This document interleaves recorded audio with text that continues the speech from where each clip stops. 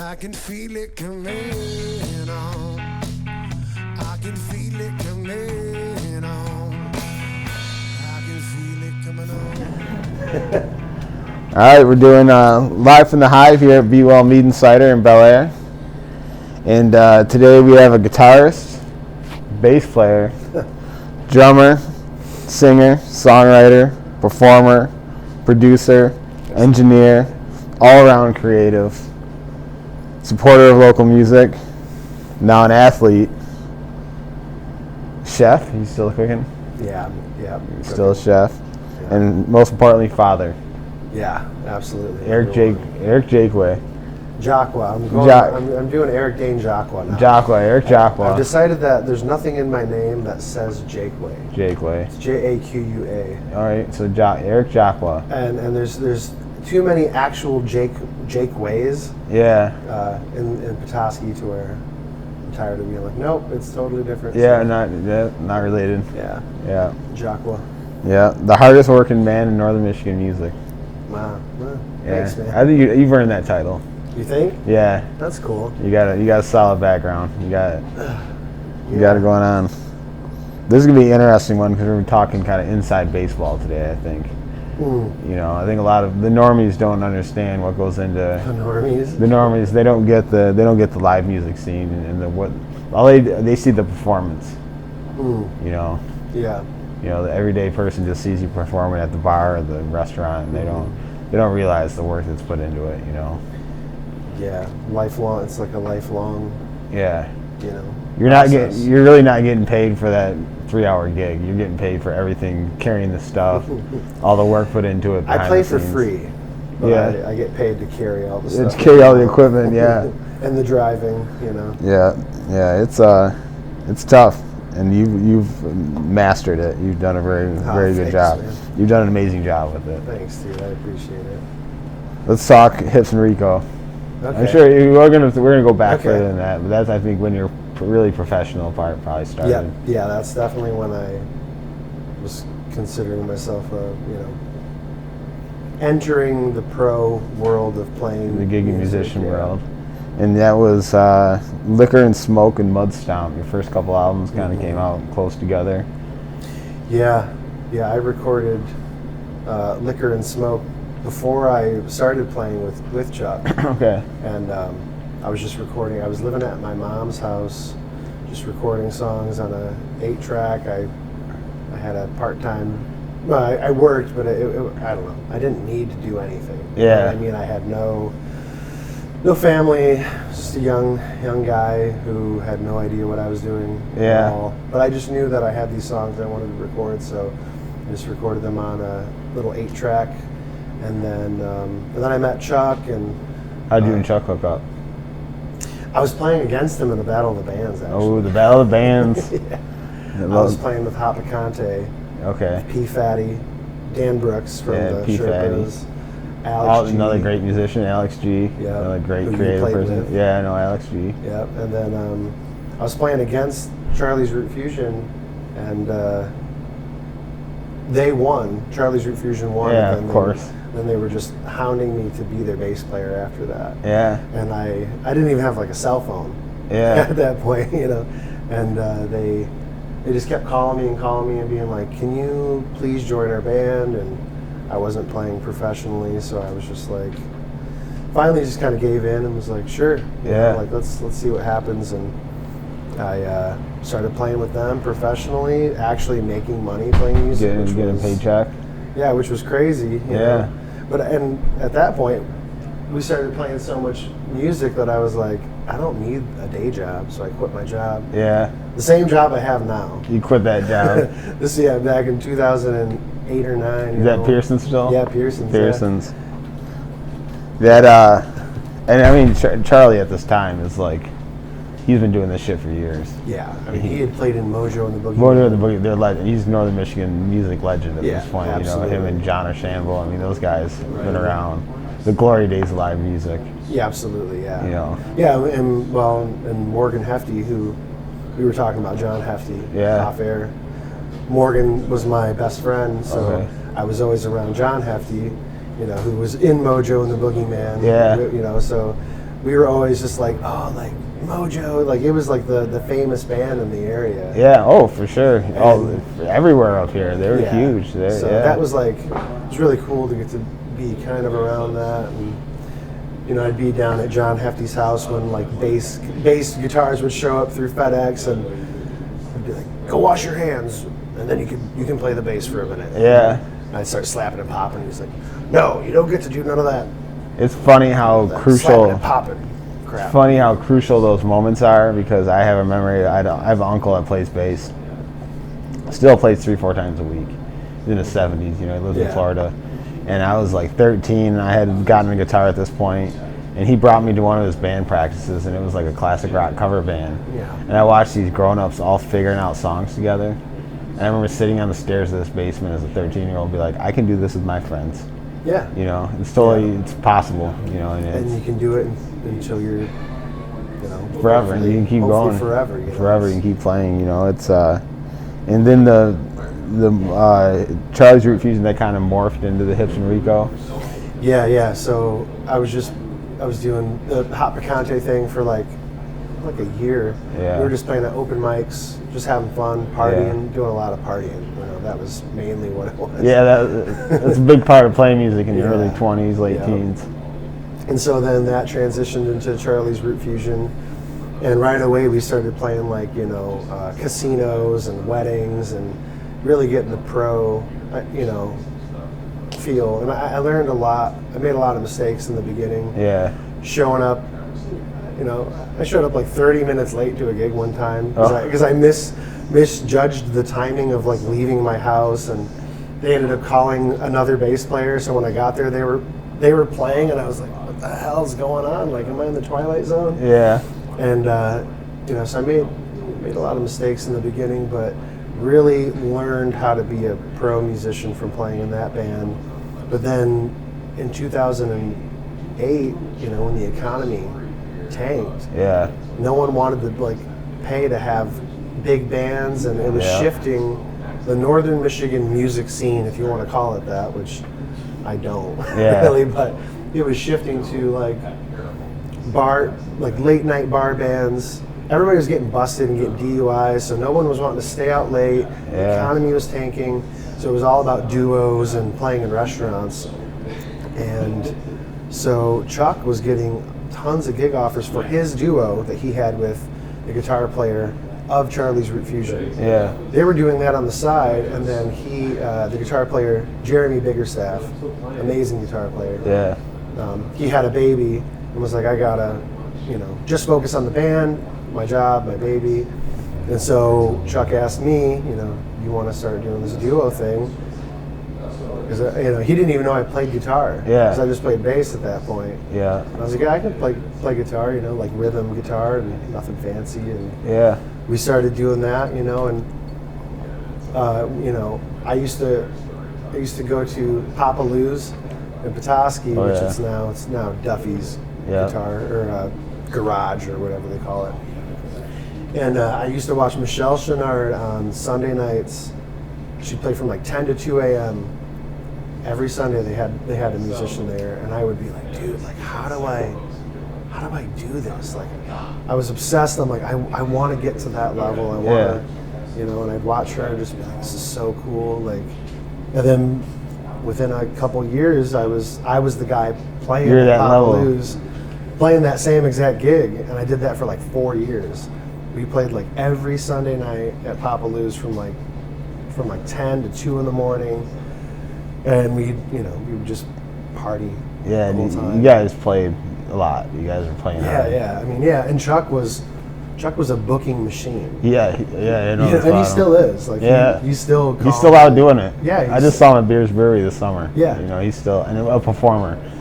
Oh yeah. If you need to be schooled by someone, if you need to be ride along with someone, cutting your teeth, that's the guy to do it. You know? Exactly, and that's what happened. Really, you know, he helped give me a work ethic. You know, because like in the beginning, I was still in my partying days. You know, and I was wrestling with trying to quit drinking at an early age. You know, I knew that I was an alcoholic or had alcoholic tendencies. I mean, at like 20. Oh, you caught it early. Oh, I knew. And my dad had a drinking problem his whole life too, and so I was just like, you know, bringing that into gigs. You know, there were plenty of gigs where I'd black out. Yeah, it's a bad space to hit. When I was in my early 20s, and one night Chuck was like, dude, like we're getting paid to play music. Yeah. Like you can't get fucked up every time you're here, you know. And I was like, it really hit me. But he didn't say it nice. You know? Yeah. He was like, dude, listen. And I needed, you know, an older person to really put me in my place and be like, dude, like you're here to work. Yeah. You know, don't forget this is work. And you know, and I loved music so much that ever since then, I even when I was drinking, I'm sober, but even when I was drinking, I was like, no, okay, I gotta wait till after the gig. Wait till after the gig. And after the gig, though, it was like it's on. Make up for lost time. Yeah. Everybody else is drinking, and I'm like, okay, shots, and, you know. And yeah. It was bad. You know. It's tough. With my early 20s, I had a bad drug problem. It was just drinking, drugging too much. Mm-hmm. And I had to walk away from music for a few years. I mean, I couldn't, I had to disconnect from all of it for a few years. Just to, I mean, everything to dry out because it goes hand in hand. It does. It's, because you're playing in bars. You know, I was playing as a teenager, playing in bars, and they make us hang out in the kitchens. The kitchen was the worst spot because then you're drinking and you're doing drugs with the fucking kitchen staff. You know, they would make you hang out in the kitchen. Yeah, we'd sit in between gigs, in between sets and stuff. We'd have to hang out in the kitchen unless your parents are there. They didn't want you because to you were that young. Yeah, you were too young to drink. And then they'd be like, hey, what do you want? Yeah, then you'd be hanging out back with the chef. Then you're hanging out with the scariest people. The scariest people at the bar. Yeah, the worst people to be around. You're stuck in there. Ex-cons. You're stuck in there. And it's funny because like people that don't play music, I think, you know, oh my, it's got to be so scary to play in front of a big crowd like 100 people or 200 people. The scary crowd's 6 people. Yeah. You know, but you take someone and you got to learn from playing with Chuck where it doesn't matter. There's 10 people or 100 people, he's giving 110%. He's a performer, you know. Mm-hmm. And he's a professional, you know. Yep. He's that had to be great for you to spend that time around him. Oh yeah, for sure, dude. I mean, yeah, he was, and I've told this to him too. You know, he was like a father figure for real. Great mentor in that era. I mean, for 10 years, him and I mean, we would play 250 shows a year. Oh yeah.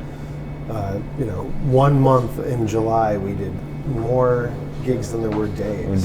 Double gigs, triple gigs, double gigs. You know, that's insane, man. And it was great. Yeah, it was awesome. You know, I loved every second of all that. You know. Yeah, I grew up loving blues music. I was part of the Northern Michigan Blues Society. I was going to blues shows a lot. Cool. So I was able to, because of you, able to perform with Chuck.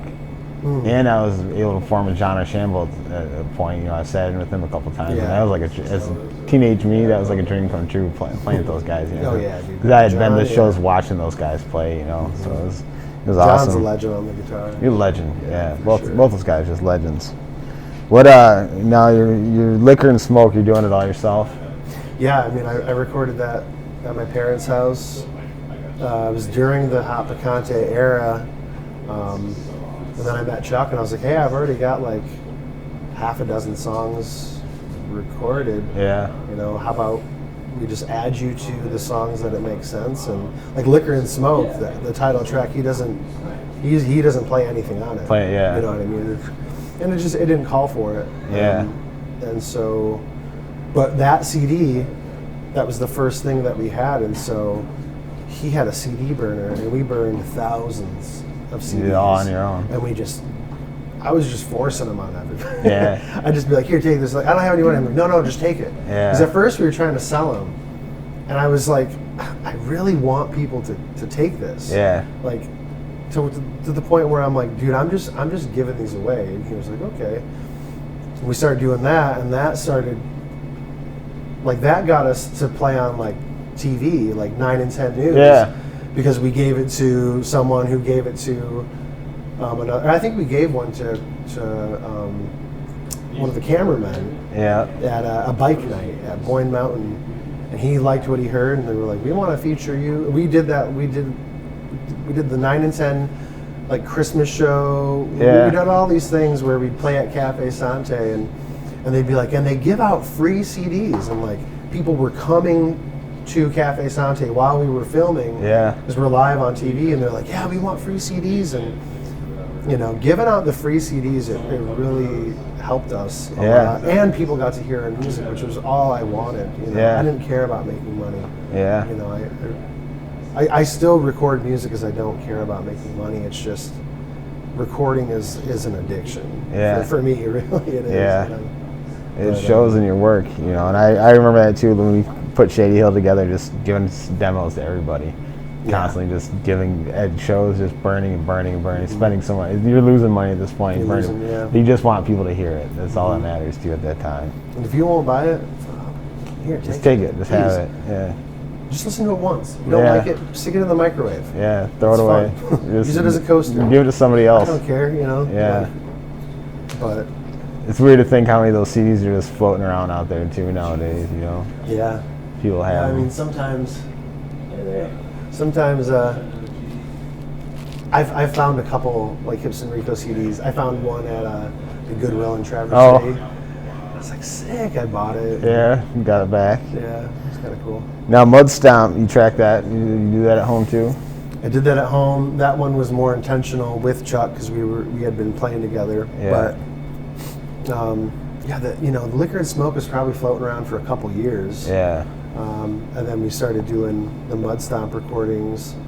I was listening to a lot of Tom Waits, a lot of Black Keys. You know, and I think it shows in that recording. It does show. Super dirty. You know, I put distortion on everything. And it's got the lo-fi sound to it. The lo-fi sound. You know, it could have sounded a lot better. But I was intentionally trying to, you know, I don't know. In my head, it all made sense at the time. But I do love that album. Mud Stomp is it's like it's a solid album. It's like I think it's pretty creative with the blues format in mind. But yeah, I mean, if I listen to it now, I'm kind of like, this is kind of garbage, and everything was like one take kind of stuff, and I was like, the vocals are good enough, or you know, and I hear it now, and I'm like, oh, this is trash. But you had a clear vision for what you're going for there, though.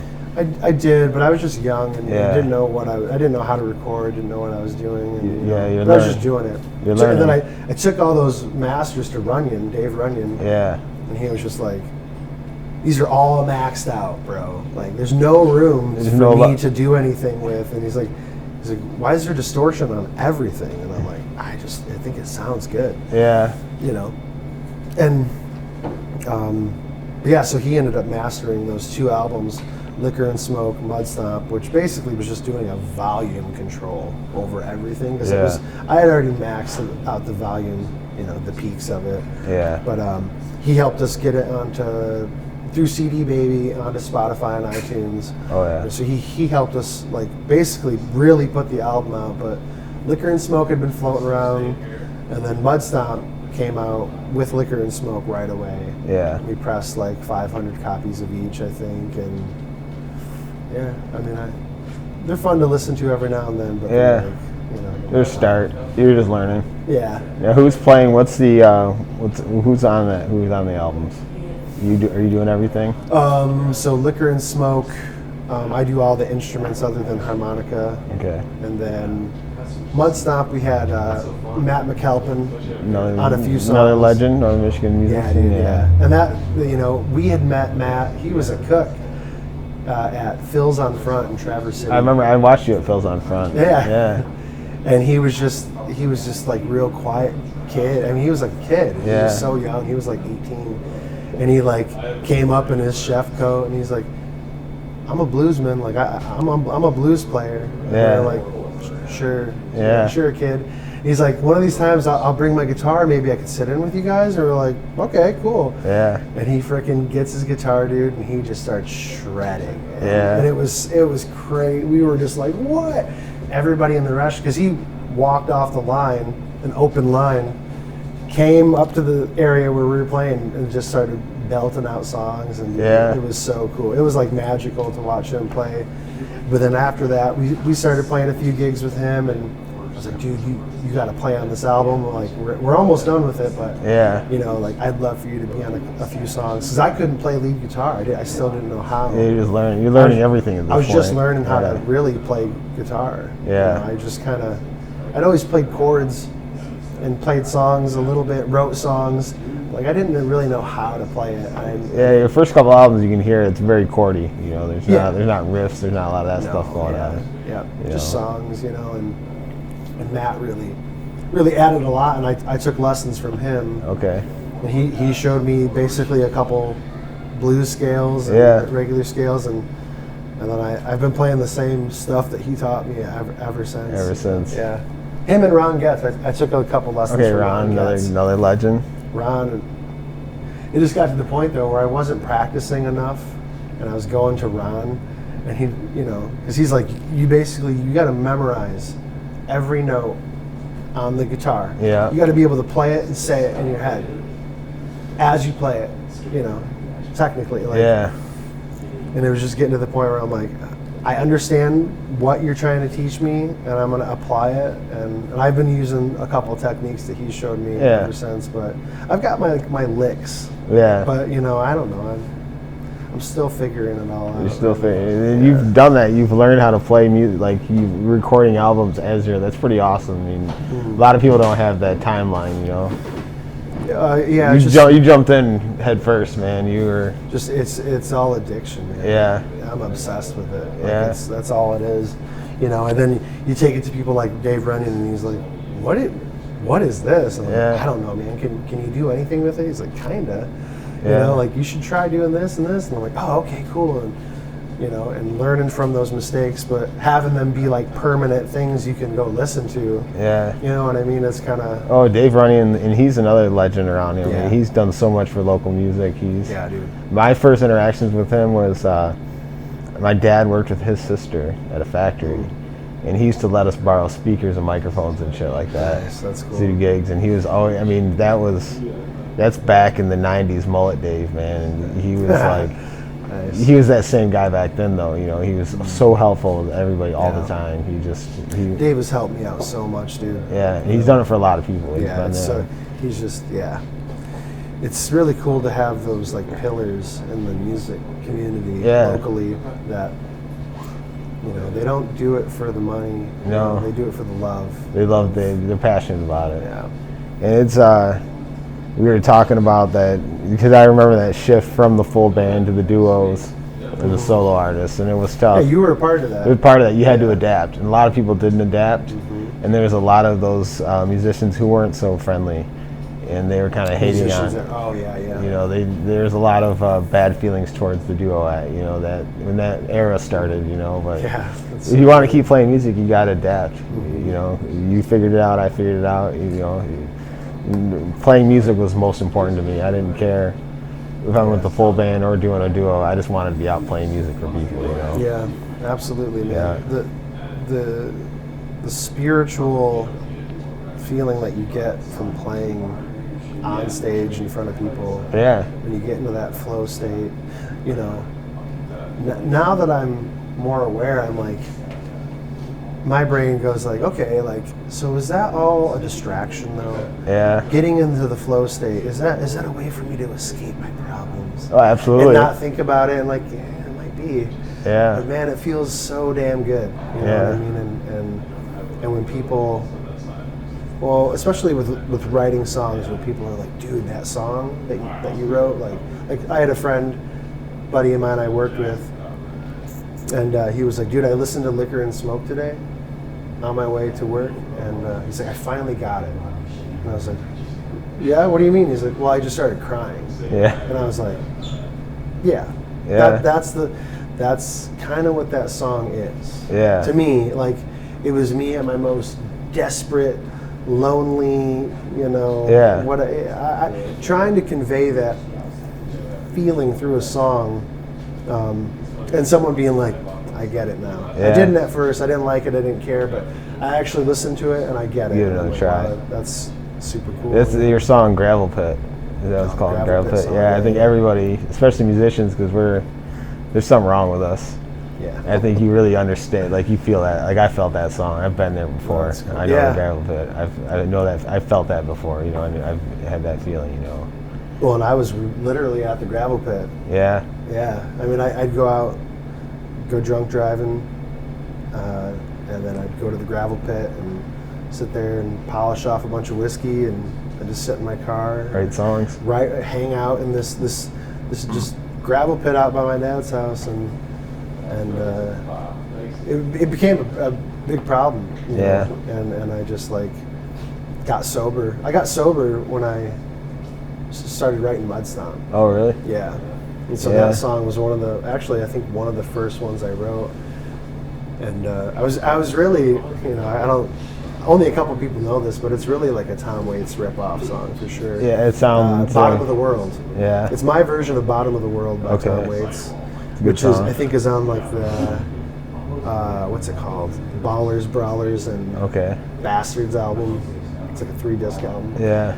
But I loved that song, and I was like, well, I don't want to cover a Tom Waits song. You know? I want to write a song. You want to write a Tom Waits song. This is like the inspiration for this song, as far as like the style and just like the storytelling. You know, I was really trying to like figure out how to be a storyteller, songwriter. Yeah. And that one was straight from, you know, personal experience of just like being an alcoholic. Yeah. You can hear it. I mean, it's in the song. I wish that the quality of that song was better. Yeah. Because the guitar is just like so crunchy and distorted, and it's an acoustic guitar, you know, recorded in a bathroom. It's got a lo-fi sound. It's lo-fi. Yeah. To where it might not be palatable for some people. Yeah. You were 10 years early on the lo-fi, because that's the sound now. The last few years, it's the sound. Yeah, that's true, yeah. Yeah, lo-fi became like the sound. That's you funny. know? So you got Mud Stomp, you're working on that, you're tracking it yourself. Now when you're tracking all these, you're doing it on an 8-track, is it DAT? Well, it's not tape, it's it was like a Boss. It was 8-track though. 8-track, Digital. it was 8-track. digital, okay, it wasn't DAT tapes. Yeah, no, nothing like that. Yeah, it was just my mom. You know, we weren't like rich or anything. We were definitely poor and on welfare. Like when I was a kid. Yeah. You know, getting expired food from the churches and that kind of shit for a while. But then my mom did always like in clutch moments she'd be like, so you really want to record yourself, huh? And be like, oh yeah, it'd be so cool if I could, you know, like just talking about it, never thinking like I would ever be able to record myself. And she'd be like, so how much do these recorders cost? I'm like, oh, they're like $600. Like, they're so expensive. And, you know, like, how about this? I'll buy it. You pay me back. Yeah. You pay me monthly payments or whatever. Are you serious? Like, and you know, so that's how I got the recorder. It was, you know, my mom. You know, she knew that I was, you know, obsessed. You know. Yeah. But. Yeah, I had the same kind of, my blue collar parents, we had a lot of money, but they would use layaway or whatever to make sure I had the music. They really supported that. You know, it's helpful to have that. It's super important. Yeah, because if I wouldn't have had that, you know, I think I would have gotten worse into all the other bad stuff. The other bad stuff. Now you're tracking these, and you're doing the drums. Yeah. You're doing the bass.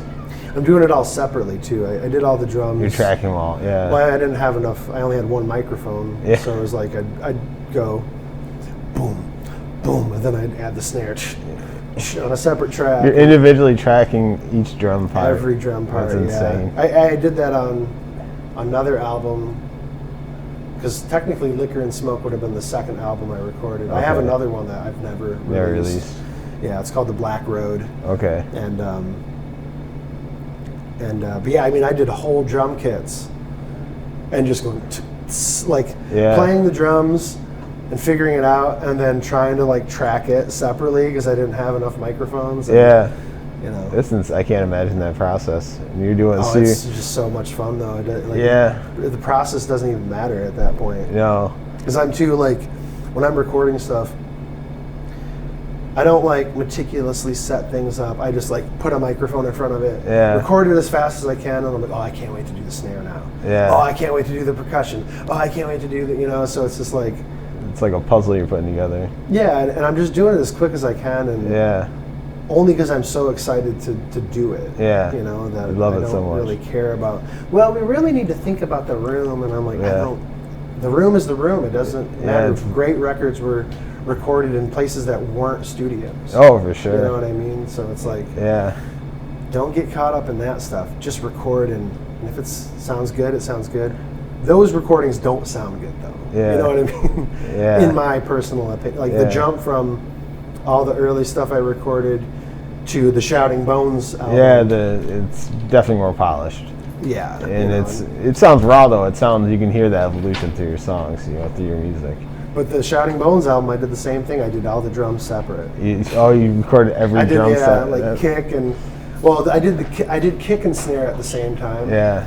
But we didn't have a drummer or anything, so I was like, I don't want it to be reliant on drum sounds. Yeah. Specifically, like cymbals. Yeah. Cymbals in recordings, I'm kind of like, I don't usually do cymbals in recordings, Yeah. which is weird. Like certain recordings, but yeah, I don't know. Yeah. So you did everything. You had Matt come on, do some guitar stuff. Oh yeah, for Mud Stomp. Yeah, Matt came on, did that stuff.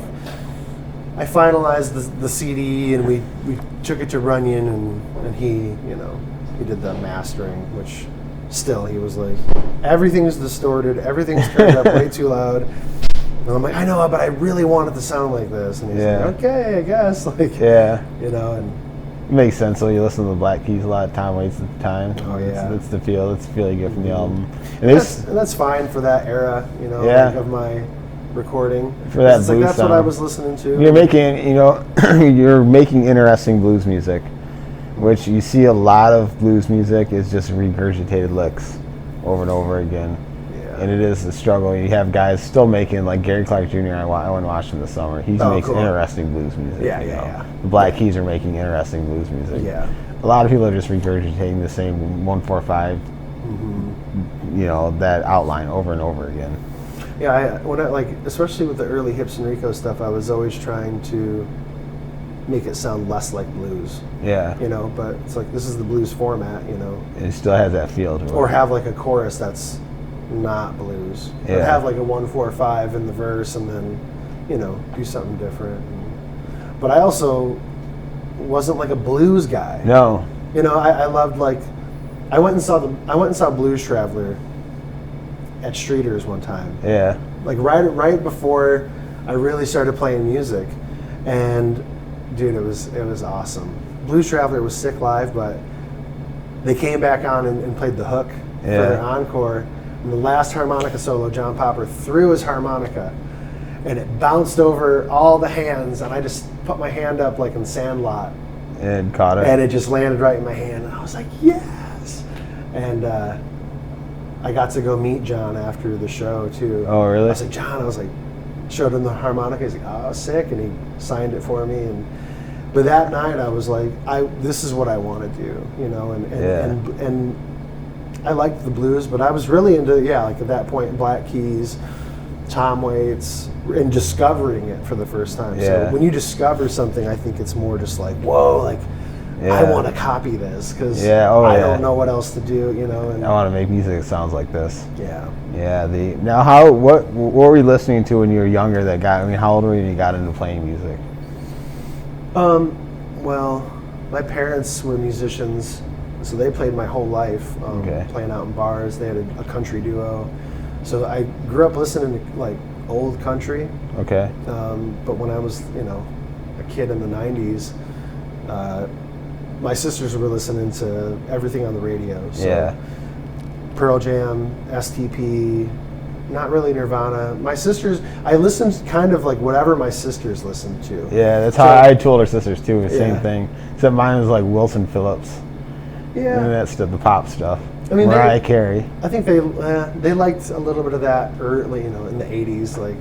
But then when it came to the 90s, like my older sister who lived with us at the time, I would get her STP CD and get my Talkboy, little Talkboy handheld thing from like the Home Alone movies that Oh, you were yeah. talking to. And, Yeah. and I'd plug that in and plug it in there and tape all these like STP songs onto this little tape. And Yeah. STP was really the was a Stone big Temple one for Pilots you? was the band that I really fell in love with as a kid. Yeah. That made me want to play music. And then Oh, they were so huge. I mean, we were teenagers. They were early middle schoolers. You know, that was like, they were the band. They were. I remember being 8 years old, living down in St. Clair Shores, and hearing Interstate Love Song on the radio. And just Yeah. being like, wow. What is this? So cool, like, you know, and then just wearing out the tape, Yeah. you know, and My friend's dad had the Core album, I think it was. Yeah. And hearing that for the first time, you're like, what is this? This is Mm-hmm. hearing like Dead and Bloated for the first time. Oh, yeah, it is. just Yeah. right away you're like, what? What is it? Yeah. Dead and Bloated? Yeah. What is he talking As about? a little kid, you're like, what the hell is this? Yeah.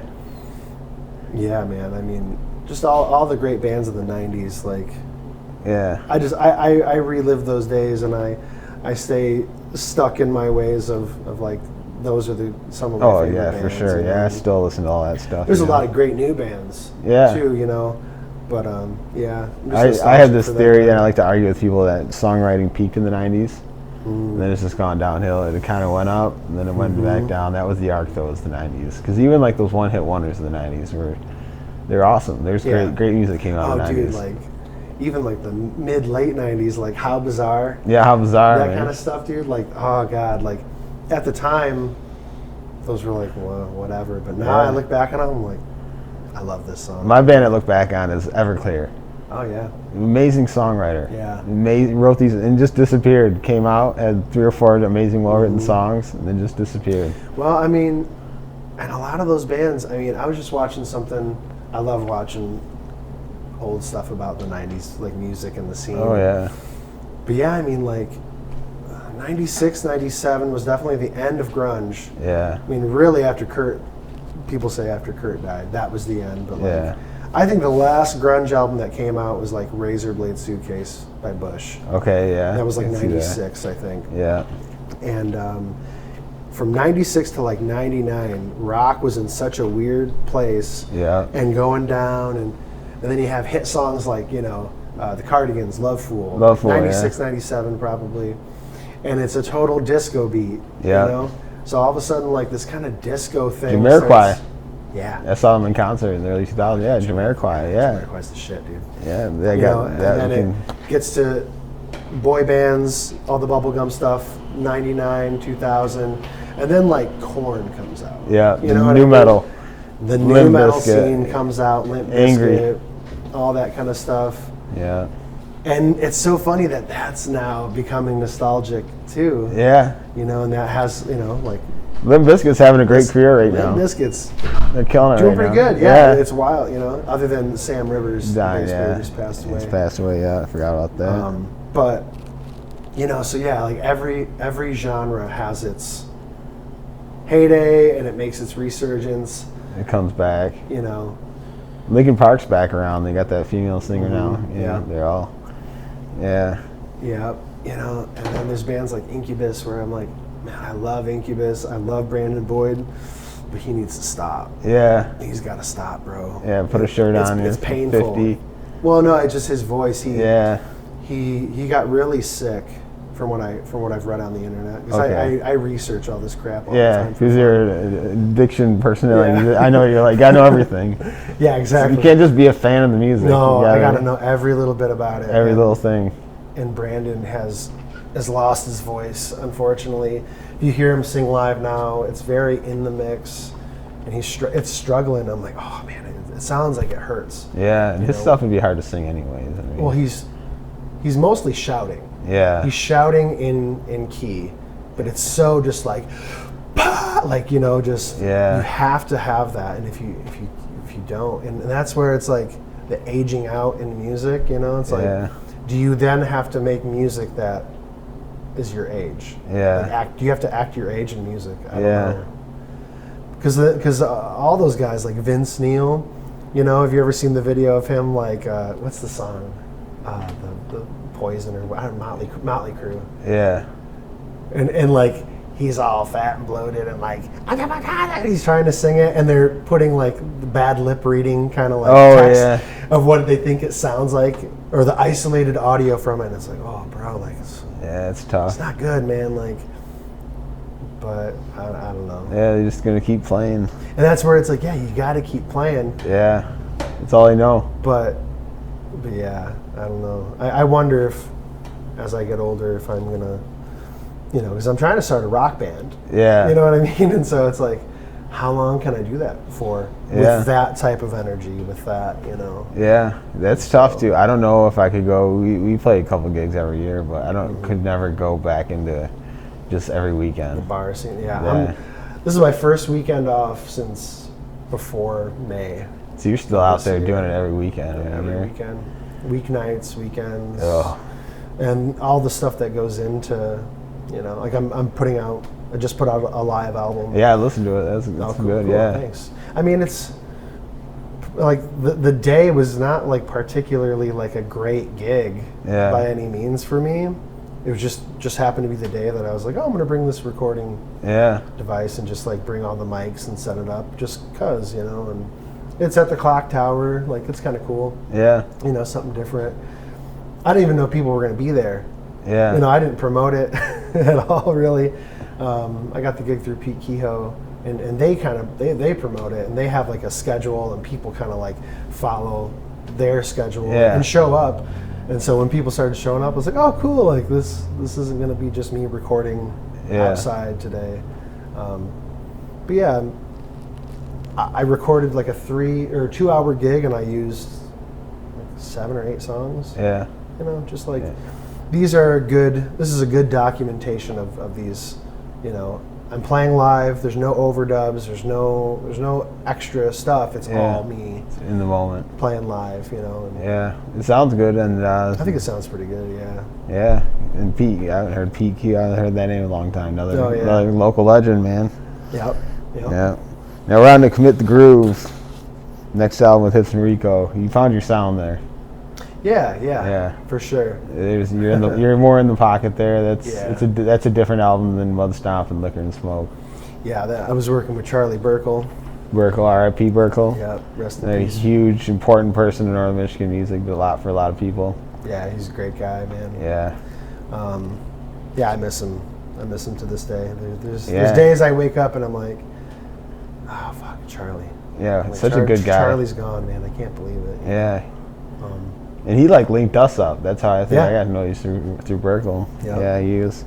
I remember going to in high school having a band and going to Burger King, and him working there and telling me in Charlevoix and telling me I got this studio set up. I was at this high school, and he tracked one of my first band's demos up there for free for nothing. Yep.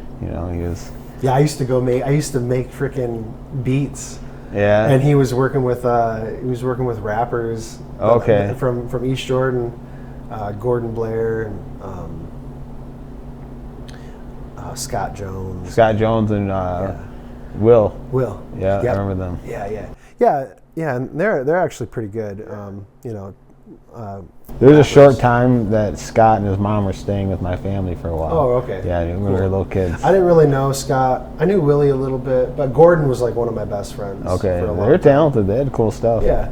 So I was like making beats, and I'd go up to the school after hours, and they'd be drinking 40s in there, smoking and stuff, and I'm like, this is kind of wild, but yeah, I remember that. And recording with Charlie, he had his main studio set up before he passed away at Scott from Nancy's Fury.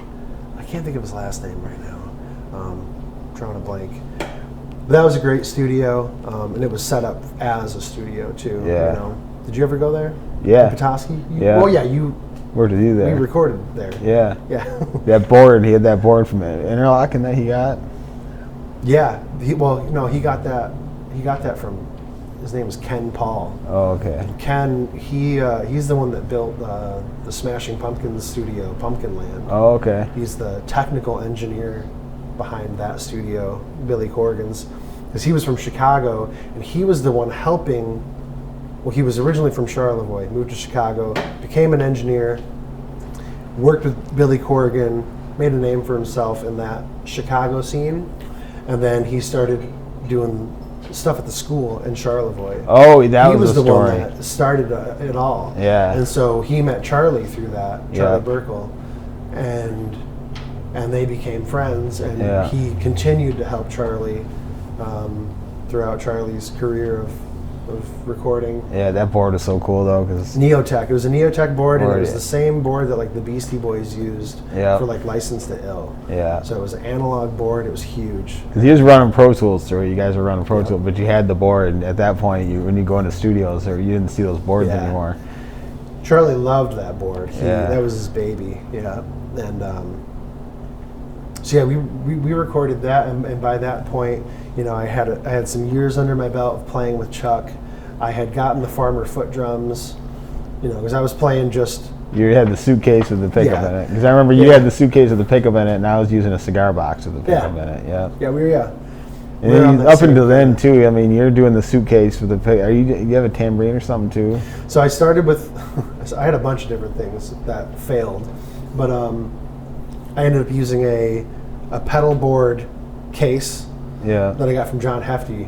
He gave me a bunch of crap he found in like an attic. It was like, here's a gig bag and a strap and this empty box that I took a pickup, like a Pizio pickup. My dad helped me do it. And Yeah. we rigged it up, and you could plug right into this big black carpeted box. Yeah.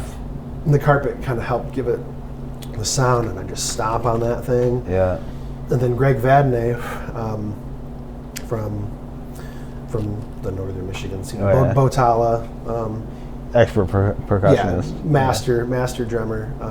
He's like, I got a tambourine that hooks up to a pedal if you want to try it out. And I did that, and ended up buying my own, and boom ching, you know, did that Yeah. whole thing for a number of years. with You just Hipps-N-Ricco. do it upbeat and downbeat stuff, really, though. Yeah, just real simple.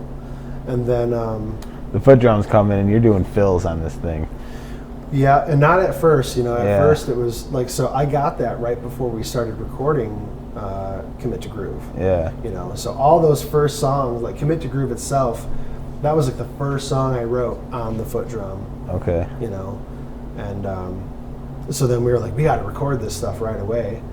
We recorded like 4 songs, Chuck and Charlie Burkle. Yeah. We did 4 songs, and then we went out to the NAMM show out in California for Yeah. the foot drums, because I just got these drums, and he was like, hey, this sounds great. He's like, will you come and be a demonstrator, you know, at the Anaheim Convention Center in California for Yeah. like 4 days? And I can't pay you. I can give you like a room to stay in with me. You can sleep on the floor. Yeah. But he's like, I'll make sure you have like food, you know, Yeah. I'll buy you food and stuff like that. And so we drove, or no, that time we didn't drive. We flew across the country. The first Yeah. time I had ever been in a plane. I was like 26, 27. When we go out to the NAMM show, and I'm there for 4 days in the drum room, and we're seeing like fieldies walking by. Yeah.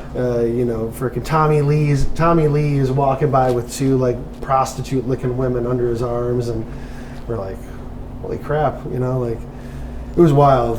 But that was where I started learning how to do all those fills. Yeah. You know, I was playing foot drums for 8 hours a day Yeah. at the fucking Anaheim Convention practicing. Center. Just practicing and getting to like kind of figure stuff out, and then we went back and we finished the album over probably the span of like a year. You know what I mean? Like just when we could, I was at Burkle's though all the time. Yeah. And Charlie was like teaching me how to use Pro Tools, teaching me how to basically be able to come there alone, set up and record. By myself.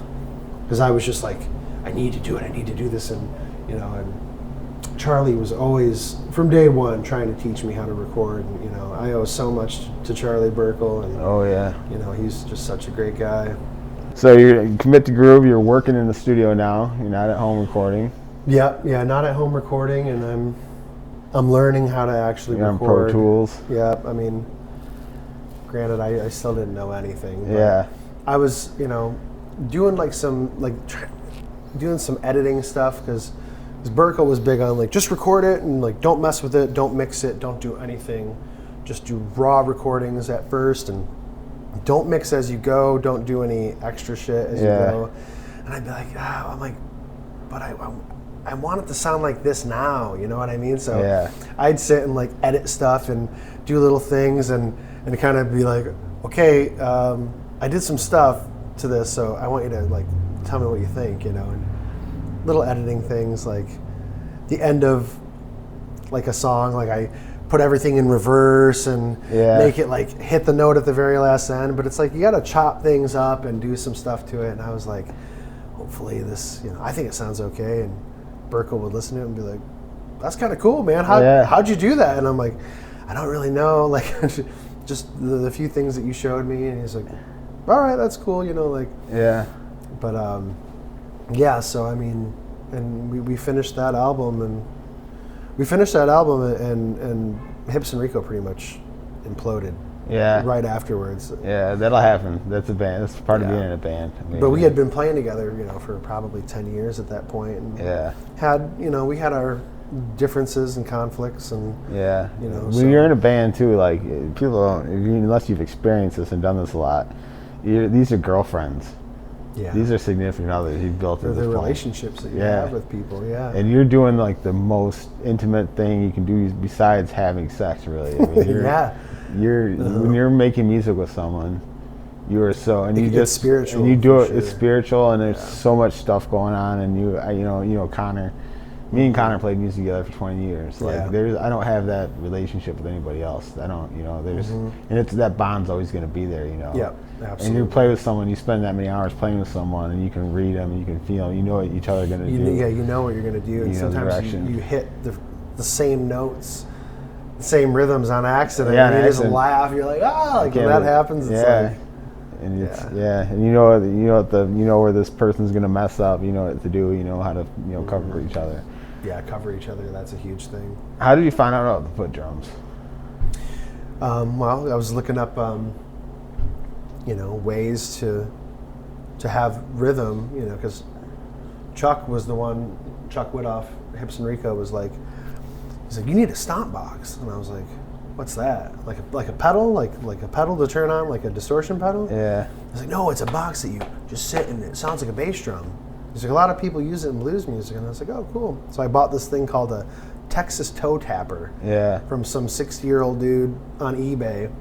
And dude, it was a box this big, and it was made out of freaking like balsa wood, dude. Like it broke immediately. And I took that pickup out of that, and that's what I put into the other freaking box that I got from John Hefty. But so I started, just like watching videos and stuff, and all of a sudden I see this video of just like a dude's feet playing the foot drums, and it was Pete Farmer, the owner. And he's jamming with the dude, and they're on the streets, and I'm like, what the hell is this, dude? And it sounded so good. Yeah. And I watched that video. I mean, this video's got probably millions of views by now because it's so old too. Yeah. But I watched this video so many times, and I was just like racking my brain, like, could I do this? Could I do this? And I was like, I got to go to the website. And at that point, a foot drum was like $900. Yeah. And he wasn't making any of them. Yeah. He's like, well, that was a great run. I made 30 foot drums this year, and I'll let you guys know when I'm building more. And I check back like another year later. So like, oh yeah, what about those foot drums? And we're sold out again. And I check back again like, oh, my wife and I are like, we just got married, so we're taking a break from that. And I'm like, every time I check back, they didn't have them. And by the time I checked back, they were like $1,500 at that point. Yeah. But they were like really nice. Yeah. And I was like, I had the money, and I was just like, I'm gonna do it, but that was a lot of money to just give to some guy on the internet, Sure. And he sent me an email. He was like, hi, just wanted to touch base with you. I got your $500 down payment.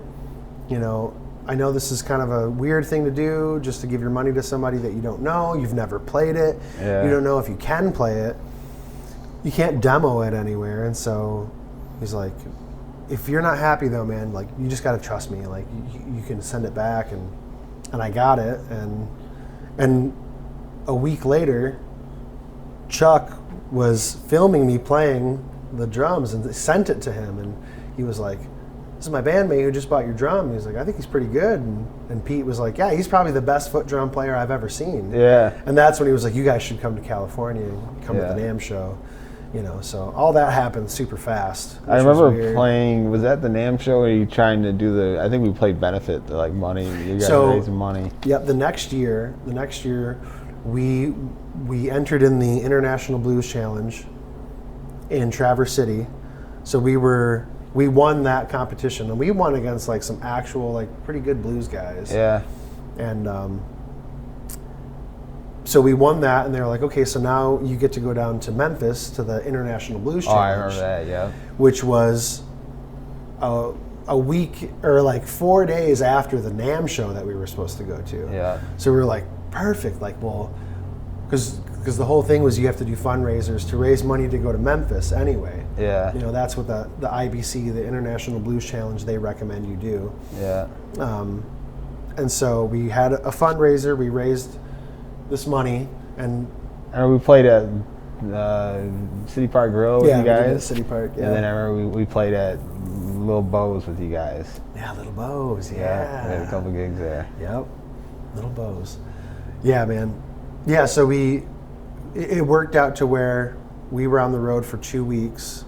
The first week we drove from Michigan to Missouri, where another foot drum player, Molly Jean, she was there, and she was going on tour, and she was going to the NAMM show as well. Okay. So like, we'll meet up, we'll tour with you, which was like ended up being like only four or five gigs. Yeah. But it was great because I had never done anything like that before. Yeah. And Chuck had a freaking 1977 25-foot Airstream that we dragged behind his truck, and we went across the country, man, and it was a great trip.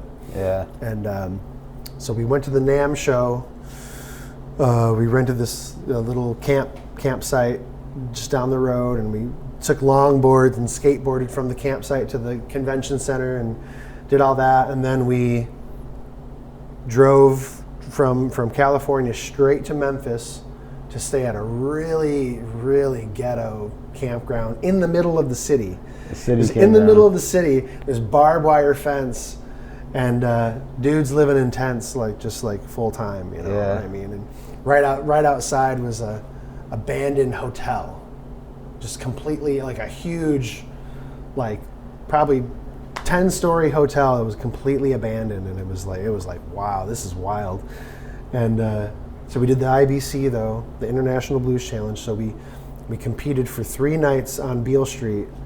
You get assigned a bar to play in, and you have to beat everybody in the bar, right? So we did all that. We raised the money though to do the whole tour essentially. By the time I got home, I was so broke that I had to sell the guitar and the foot drum that I used on that tour to a guy that saw me playing it in Nebraska. Oh wow. He was like, I got home and I was just like, man, I'm actually more strapped for cash. I had no planning, no budget plan. You know, I didn't know what the hell I was doing. But I had to sell, I had to make some money ASAP. And this guy was like, I put it online, I'm selling my Gretsch hollow body and my Farmer foot drum, because I was given another foot drum by Pete at that show, that NAMM show. And this dude was like, I'll buy it from you. And I'm like, oh, hey, I remember you. We hung out at, in Nebraska, and he's like, I'll buy it from you, and if you ever want to buy it back, man, just let me know. So that's kind of cool. Awesome. Yeah. So Commit to Groove, you're playing everything on there. Yeah. You're doing the whole thing. Yep. It's all you. Well. And Chuck on harmonica. Yeah, Chuck on harmonica, of course. Yeah.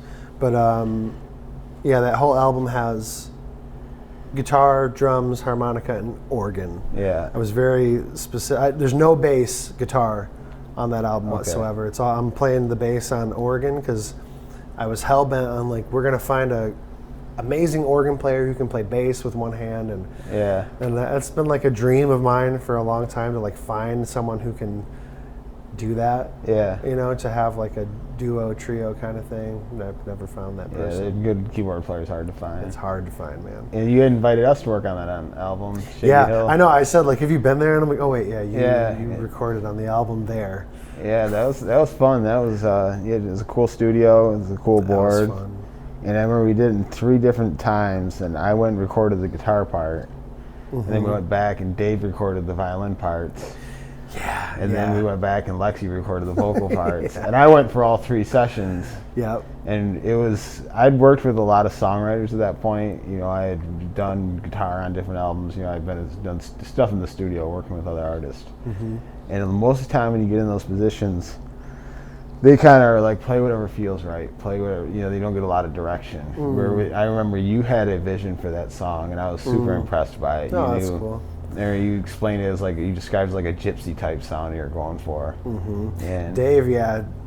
I mean, yeah, the combination of Lexi's voice, which is like very like sweet and angelic sounding. Yeah. With that, with the amount of reverb on it, and her just hitting the. I think she's just singing the same thing as me. Yeah. I don't think she's even doing harmony, and it gives it such a wonder, like a curious wonder, like to the chorus, and then your guitar adding kind of just like that, just the tragic, you know what I mean, rocking, and then, but Dave's violin part in that, especially when he gets into the little like staccato like mute picking. Pling, pling, pling, pling, pling, and doing like kind of weird dissonant notes in that part. Yeah, and you were doing that. I remember you were like mouthing the sounds you wanted all of us to do. Yeah. And you had a very specific, and it was an awesome experience to be around there. That was. Well, that's tricky because it's like I don't want to ever come off being like a control freak. Yeah. But it's, you know, and maybe it does seem like that to some people, but it's like. I hear a certain thing in my head with all the songs I do. I mean, I hear music in my head constantly. Yeah. Like, and you're not a theory guy. You're not writing out sheet music for us. You were able to convey to us what you wanted, though. Yeah. Without me, it was cool. That's cool. Super impressive to do that. That's good to know because I never know when I'm like working with other people, you know, because usually I do everything myself. Yeah. But like when I need like some flair from another person to be like, you're here because you can do this and I can't, but like if you could kind of do it like this, let it's me tell you how to do it. Yeah, exactly. It's scary because I'm someone that doesn't ever want to come off like that, and I'm like, no, it's not about that. It's just like the song needs this. Yeah. And you're the person that can do it. So let me just, you know, say a little bit of what. Yeah, but you're going, you know, from your saying with like Mud Stomp, you had. You're doing everything yourself, except you have Matt come and you're doing the keyboard. Is there keyboards on that album? Yeah. There's a Hammond old school organ that's like super out of tune with everything, and so you know, but you're doing everything yourself. But you have Matt come in, you just play whatever you want at that point. There were a couple of times where I asked Matt to do specific things, and I wasn't good at conveying what I was trying to say.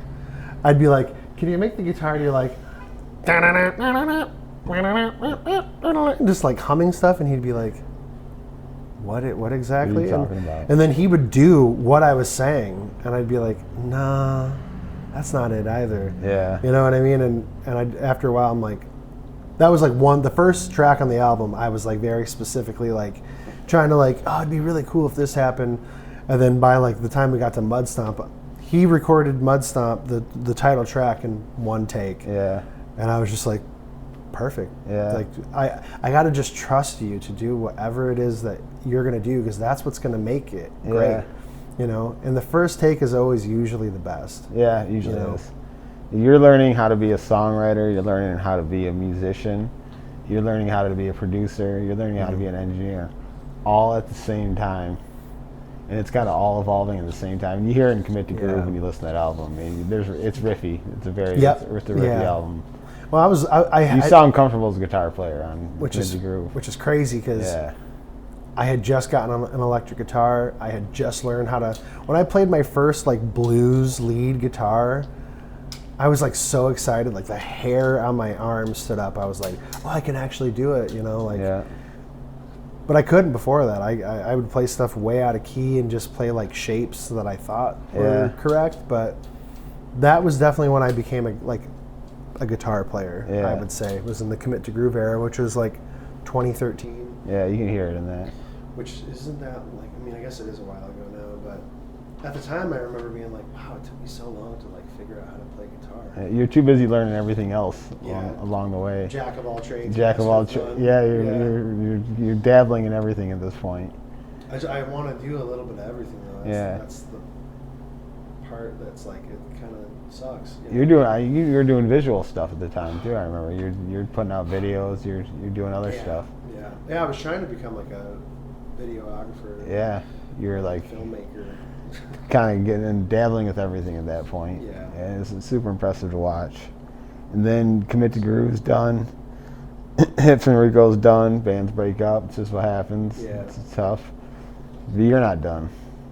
No, you can never be done. It can never be done. You got it. Some people are. The band breaks up. That was my last thing, but you were not done. You were like the movie That Thing You Do. Yeah. Tom Hanks, when the band breaks up the end and he's talking to Del.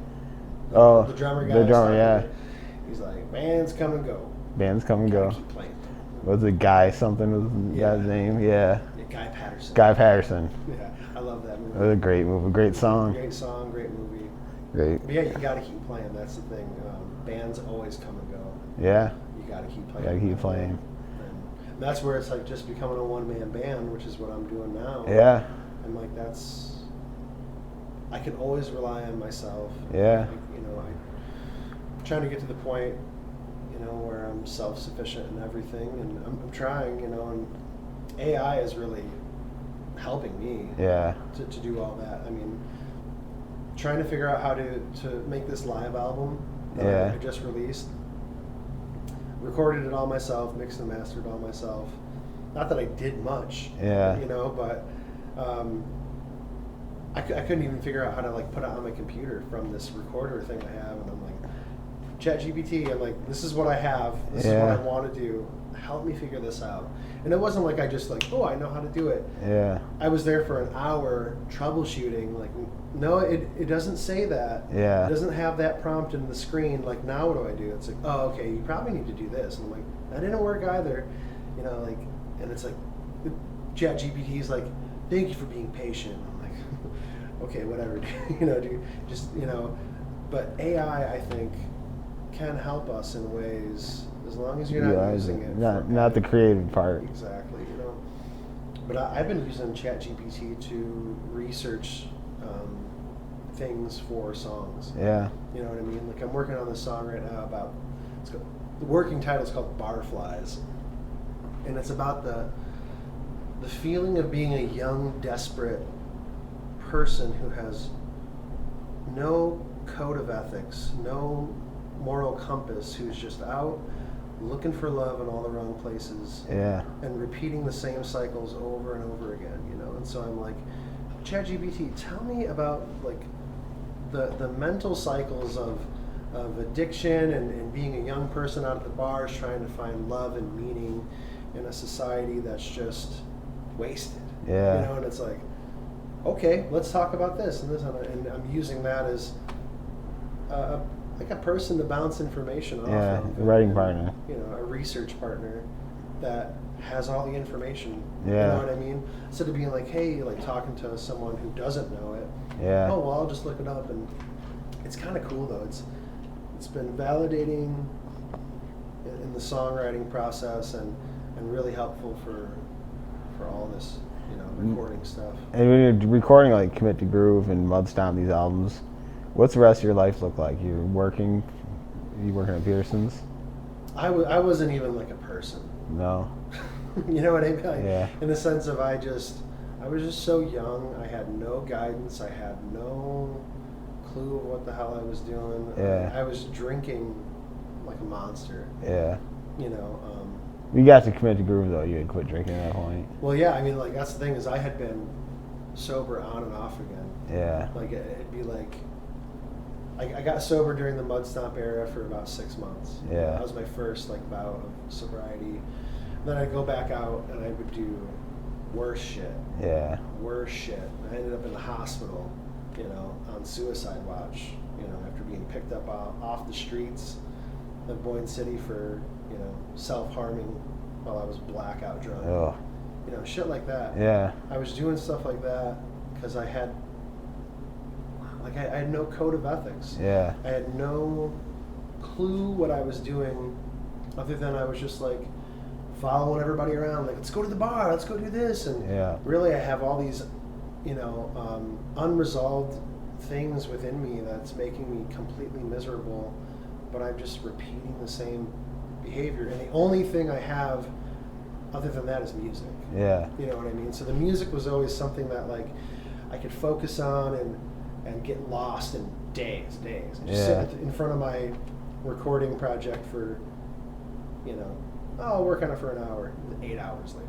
Yeah. And I'm like fried, like, oh, my ear, like my head hurt, Yeah. But that was the stuff that always kind of kept me going and kept me sane. But in those days, no, I mean, like, I was working jobs and, just like, I didn't really feel like a person compared to now. Yeah. You know what I mean? Like, I struggled a lot. Yeah. I went through the hardest times of my life then, I would say. Yeah. But I also like wanted it. I think I was trying to be the struggling artist. Yeah, and I didn't. It wasn't like a conscious thought. Yeah. It was never conscious. It was always just like, well, yeah, of course I'm hungover and drinking like a monster and partying and being debaucherous, like, cause I'm a rock star, bro. That's what I'm gonna do, and it's the life. And it sucked. It all sucked, man. I mean, and I've been sober, been smoke free, alcohol free since 2021. Yeah. 2020, I was just like, fuck everything. Yeah. You know what I mean? Like I was like, I'll just drink every day. Yeah. I drank every day. Yeah. I mean, and I drank. It was awful, And I just finally, I was like, dude, I gotta stop doing this. You can't live that life. And I was, like running. I'm not an athlete. Yeah. But when I found running, it changed my life. Yeah. Because I realized that I am someone physically who needs to be completely worked out. Yeah. To have any type of mental. You gotta wear your motor down. I'm the same way. I wear the motor down. Yeah, and you were doing it at like the same. Yeah, we kind of got into it at the same time and discovered it. Yeah. Yep. Yeah, it's balance. It gives you that balance. Yeah, I mean, so back in those days, dude, I don't even know. I don't even think I was a real person yet. Yeah. I didn't come online. Yeah. Like, I was still living in this weird haze of, I don't know, just meaningless and had no real purpose. I knew I loved making music and it felt great doing it. Yeah. But I was just lost, man. Yeah. I was completely lost, and I feel like I have completely found myself, now. Good. And I think the music it's just getting better. Yeah. Me, it shows, because your next work from Commit to Groove is Pistil Whips. Yeah. Stash, is that the name of the album? Yeah, Stash, yeah. And with the very talented Will Love. Will Love, yeah, saxophone. The melodic savant, Will Love. Yeah, oh man, super talented. How did that happen? How did you link with him? I used to see him playing on the streets. Really? Streets of Boyne City. This little dreadlock kid would be standing on the street corner playing saxophone. And I'm like, yeah, I hear a saxophone somewhere. Yeah. And then I met him at Farm Fest, I think, was when I really met him. Accidentals had just started performing. Yeah.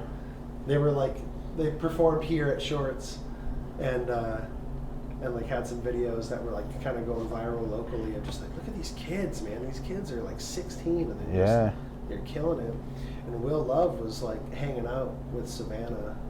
Okay. Not romantically or anything, but like they were at Farm Fest hanging out, and I was like, hey, why don't you come get up and jam a song with Chuck and I. Chuck and I were performing there. Yeah. Will came up and jammed on a song, and then Hipps-N-Ricco split up, and I immediately was like, I'm going to get a hold of that kid. Yeah. And he was 16. He was still in high school. Oh, wow. I was like, oh, shit. Like, do you want to be in a band and maybe try to go out and make some money? And so Will was playing gigs while still in high school, getting paid. And, Stash, we recorded that with Dave Runyon. Yeah. And those recordings just like happened like Yeah. so fast. Like there was just something in like the studio air. Yeah. Like because if you're working on something in the studio and you record it and you're not like psyched right away, usually there's something wrong. Yeah. You know what I mean? It's like we would like I'd go in and track something and we'd get out and we'd just be like, oh, like yeah, like cool, like it sounds good. Like, Yeah. that's usually a good sign, you know. And so we recorded that album. And that was a failed Kickstarter. Was it? That we were asking for like, I think we asked for like $1,500. We got nobody. We got nothing. No. And so I was like, that's fine. This is good. I was like, this is good because we're gonna work our asses off this summer, and we're gonna burn the CD before we press it. You know, we're gonna burn it. We're gonna give it out. We're gonna make a bunch of money from that, and that's how we'll do it. So we ended up paying for it ourselves with the money that we earned from just giving away CDs. That's awesome. You know, so it was better in the end. But Yeah. yeah, Stash was super fun to record. Dave Runyon just, he made it so easy for us to just go in there Yeah, he's got a great studio. and knock it out. And he's just, Then there were plenty of times where I'm like, I want to re-record the vocals. And he's like, don't do it. Keep it. I'm like, that's a scratch track. Yeah. He's like, no, dude, trust me. It sounds way better. Yeah. I'm like, well, let me try. And I try for like an hour.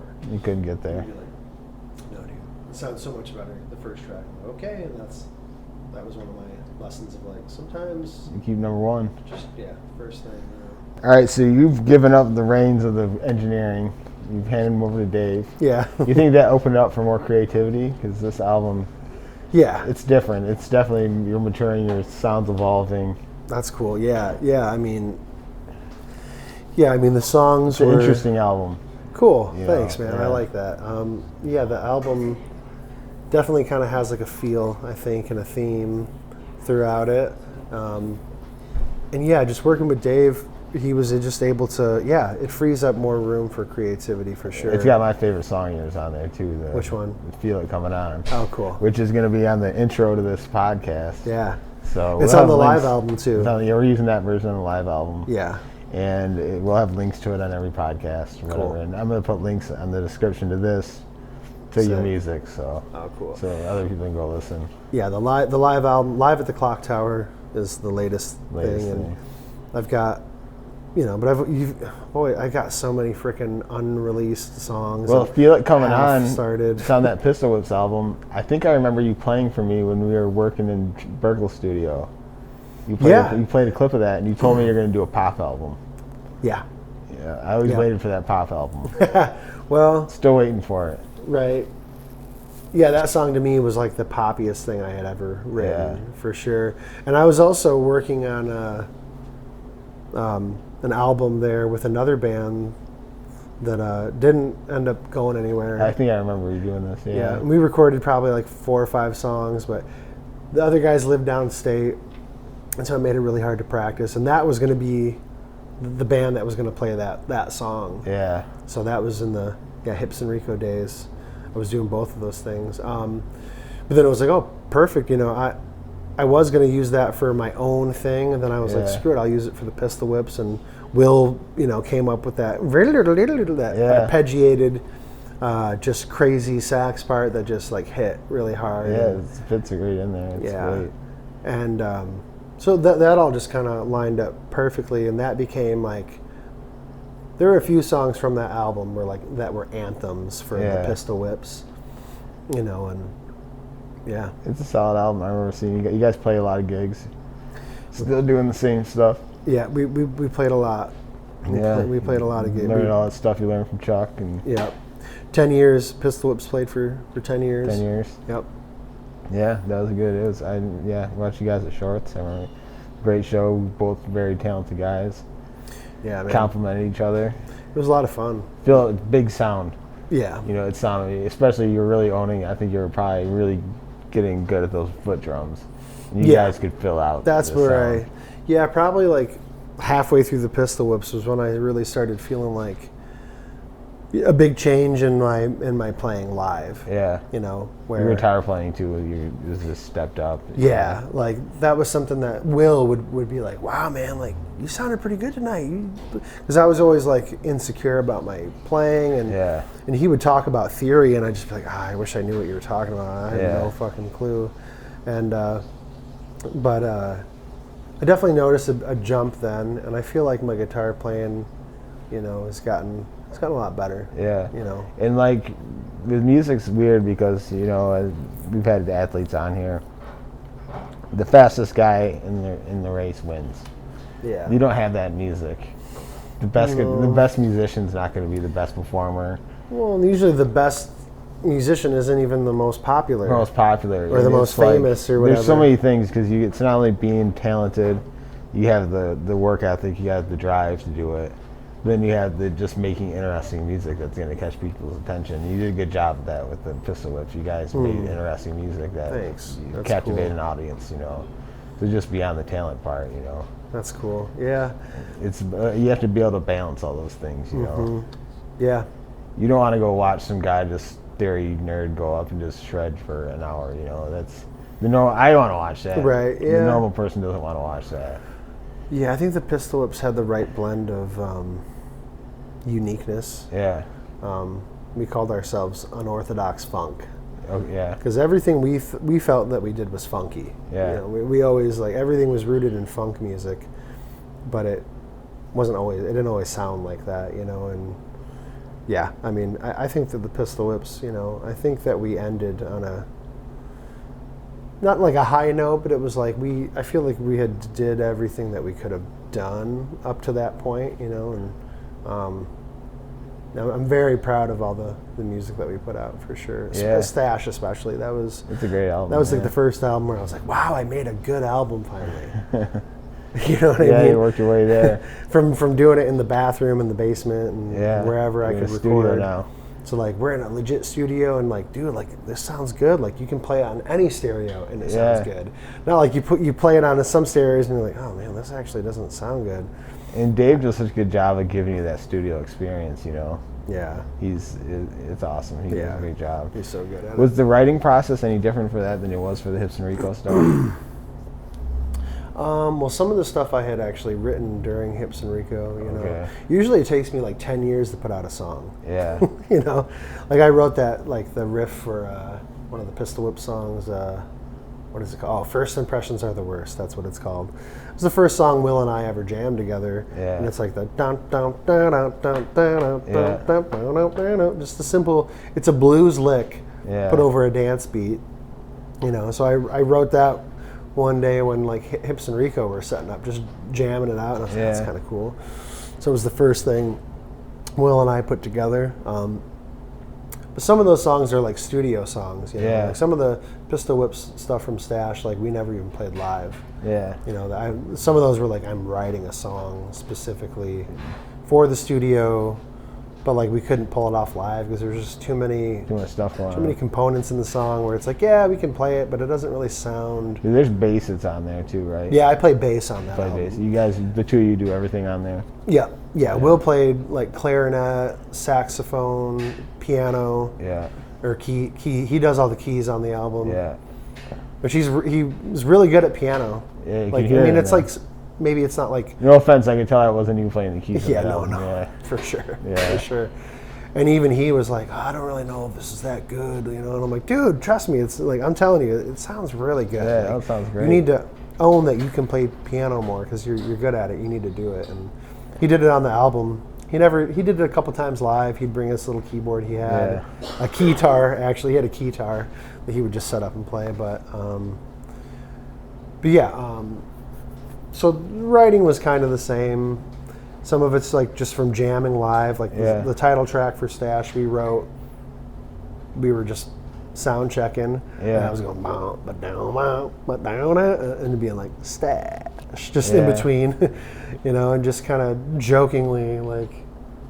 Half the songs we did, I felt like were just like inside jokes and fun, just fun shit. Yeah, you can hear it. That comes across. Yeah, Dave captured it for sure. It's a fun album. Yeah, it's good. Yeah, it's like a wild kind of party a weird kind of party, Yeah. I think, Yeah. for sure. And then the Pistil Whips break up, but you're not done yet. No. You're still going. You can't be done. Can't be done. You're still going. Well, during that, I met my wife. She wasn't my wife, obviously, when I met her.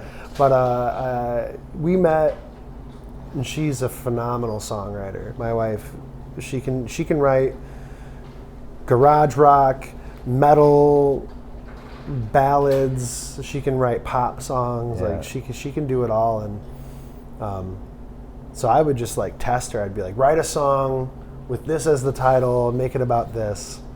I was using my wife like Chat GPT essentially before it was a thing. Yeah. But I was just like messing around with her. Like I'd text her like, you should write a song called this. But 15 minutes later, she'd send me a phone recording of a song that was like incredible. And and a lot of them are on the Shouting Bones. And the Shouting Bones is the next project with Yeah, your wife. and so Holly and I meet, fall in love, and like we should start playing together. And we start playing together, and while the Pistil Whips are still going, it's just a different thing, kind of ballady, and I get to sing with my girlfriend at the time, and then Pistil Whips break up, and it's like, well, obviously we should focus on this now because we're kind of getting it going, and I put the album out, the Shouting Bones album, while Pistil Whips were still playing, and it wasn't like any competition. It was just different. It's a totally different album. Yeah. Very polished and well produced, though.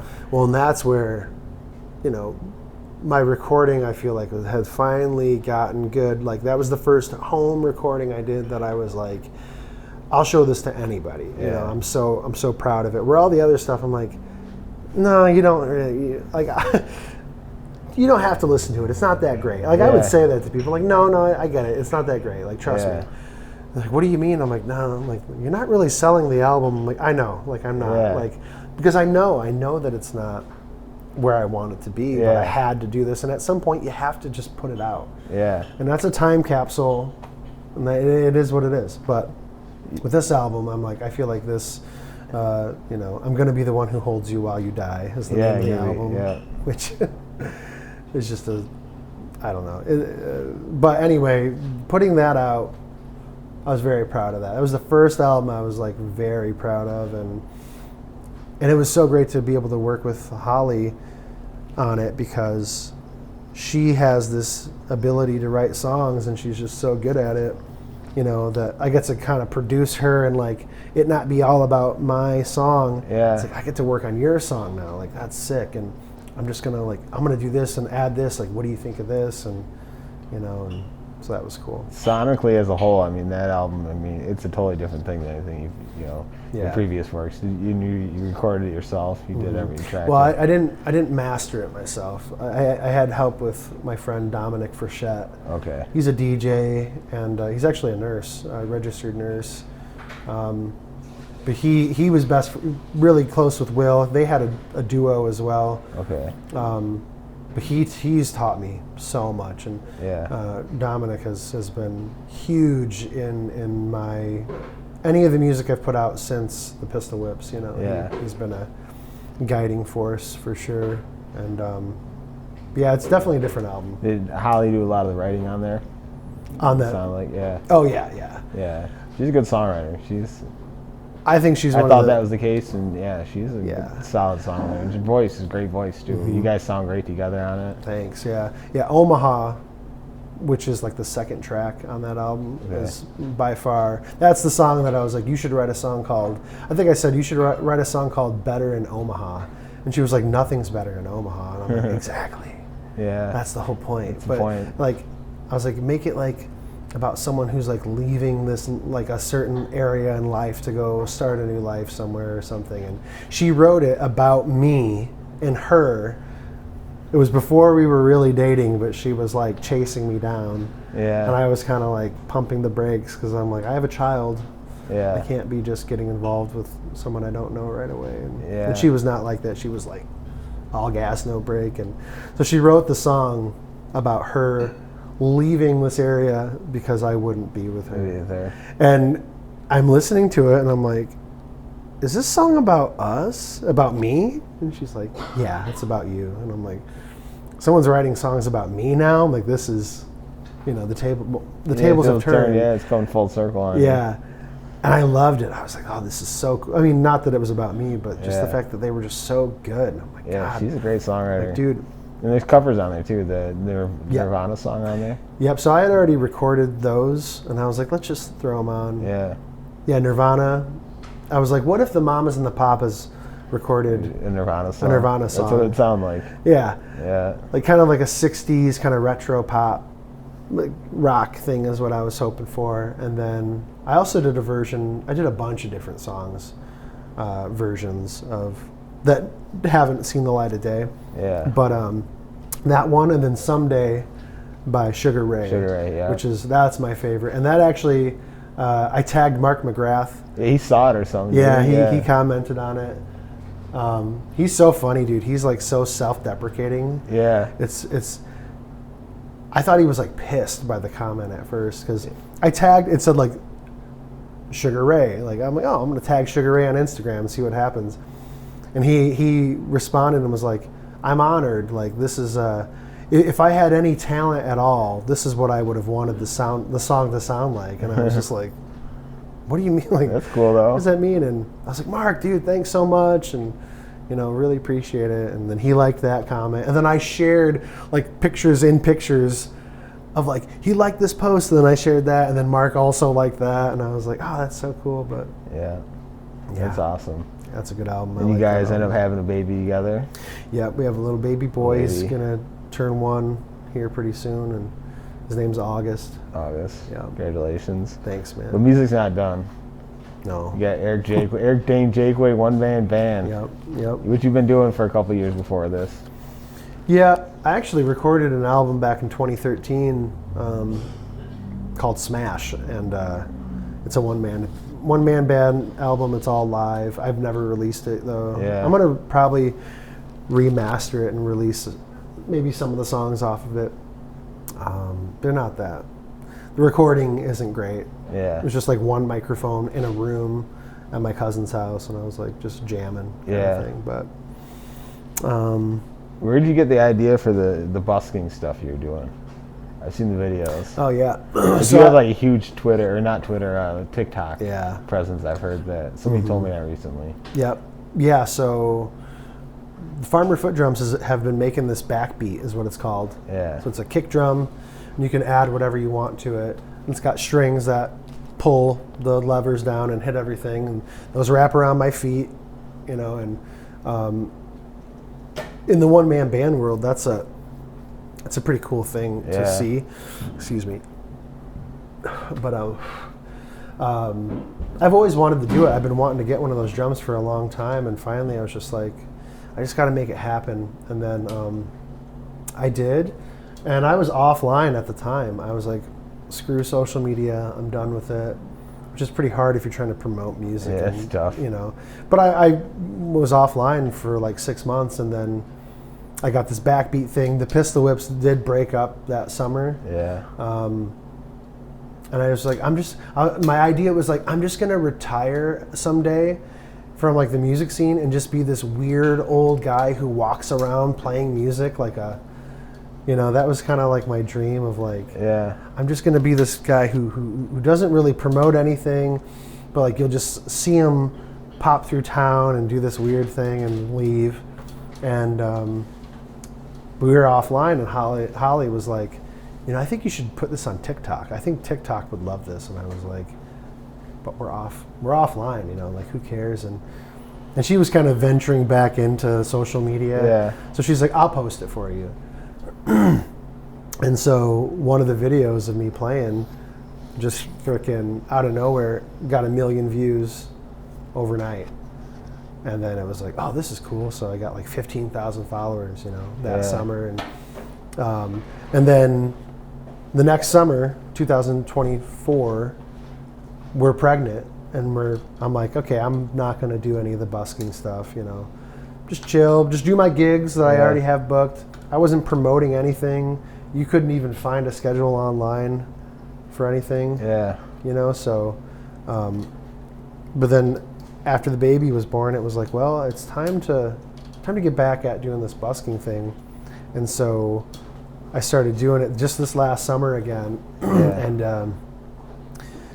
it went from 15,000 followers to 250,000 followers, and multiple videos now are getting like millions of views. One has 17.4 million views. That's insane, dude. People from all over the world Yeah. are like emailing me, messaging me, which is just crazy, you know. Yeah. I'm like, the silliest thing I could have done Gets the most traction. It gets the most traction, but it's a spectacle, and it's what I've learned about the busking, walking, one-man band thing is that there's a magic to it that is like, it's so pure. It's like when you hear the freaking ice cream man's coming down the street, and you're like, what's that? Where is he? You know, what's going on? Like, it does something to people, like, especially kids, dude. Yeah.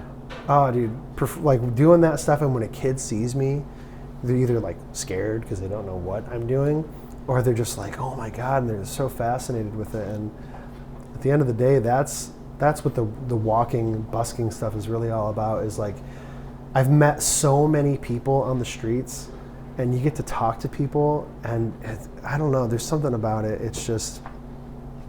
Your kids show any interest in music? My son has natural rhythm for sure. Yeah. If I just start doing, he'll be like, he'll like stop what he's doing, and then he'll start bouncing up and down and look at me and look around. Yeah. Like, you can't, you know, if you have that kind of rhythm in you, you can't help it. Yeah, it's natural. If you have natural rhythm, it's there. So like a basic motor function, you know, I think. Yeah. But so yeah, he's into it. He's into music, yeah, and he's a big part of my busking, because in the beginning, it was my wife holding a phone and pushing our son and filming me. That's funny. Yeah, like this whole summer, that's what we did. So he was always there, and you know, it was just a lot of fun. What do you hope your kids learn from everything you've done, your accomplishments, all your work with music? I mean, I just hope that I hope that if they want to play music, that they do, and that it's a outlet. And I think for them. The passion they see that you have for music, they can carry into other things. Yeah, for sure. I mean, like the hard work and because that's what it's really all about. You know, is keep going. Yeah. Like the main theme that we've been talking about is like, you got to keep going. Keep going. You know, bands come and go, but you got to keep going. Yeah, no keep going. What. And there's the work ethic. You have work ethic like no other when it comes to music around here. I mean, you're putting in work for all this stuff. It keeps me awake. It keeps you going. At night. Yeah. You know, I think about this all the time. I can't not think about it. It's insane. You know, like. Yeah. You know, my wife like has put up with a lot. Yeah. You know what I mean? And she's been so good to me and such a rock in that sense of being like, hey, I got to go play another gig. Yeah. Away from home, away from you and our boy, you know, and if I wasn't making any money, it'd be different, you know, but I'm also, you know, I kind of depend on the money from gigging, you know. It's a big part of my living and my income, you know, but also I'm obsessed with it. I just can't stop. And you're just in general, as Northern Michigan music, you always let me know what the other groups are doing too. You kept good trend. You had your podcast where you were talking about it, Rep Your Set. Yeah, and I'm thinking about getting Rep Your Set going again too. Yeah, it just for a while there. You're a lover of Northern Michigan. You're a big supporter of it. You're not just part of it, you know. Well, I feel like, because I feel like there is no real scene. It's like, I think we have to make it, and you're doing it right now too. Yeah. You know, you're curating a scene. Maybe it's not all music, but it's people that are working really hard at trying to do something meaningful. Yeah. And as time continues with AI and with the state of the world and politics and war and just everything, it's like we need stuff like this more to focus on positive things, even if it's just a distraction. Yeah, for a little bit of time. Everything's just a distraction. Well, music's a distraction. That's kind of what I'm realizing, and I try not think about it because it's kind of sad. Yeah, bikes are a distraction for me. Playing music was a distraction, and they're all just distractions. But it's also a health benefit, you know, if you're out riding and cardio and all that. And kind music's of stuff. Healthy too. Yeah, you know, in the right situations. You know, if you're out getting hammered and trying to play gigs blackout drunk, it's not good. Don't work. You know, I remember seeing your one-man band for the first time performing at a bar. I think it was at Shorts.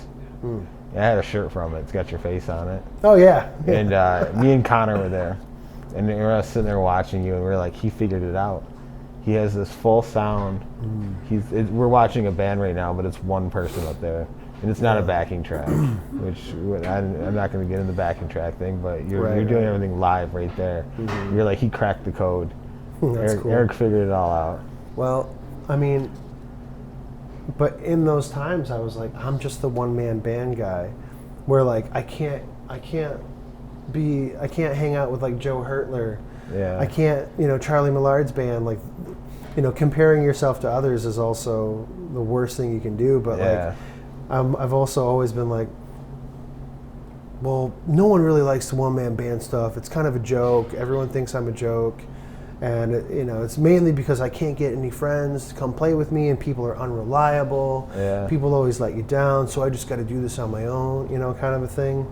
So it's not like I felt like I'd figured anything, you know what I mean? So it's kind kind of to see when you're looking at it. You're in it, though. I don't think you necessarily you can't see the forest for the trees, Yeah. kind of a thing.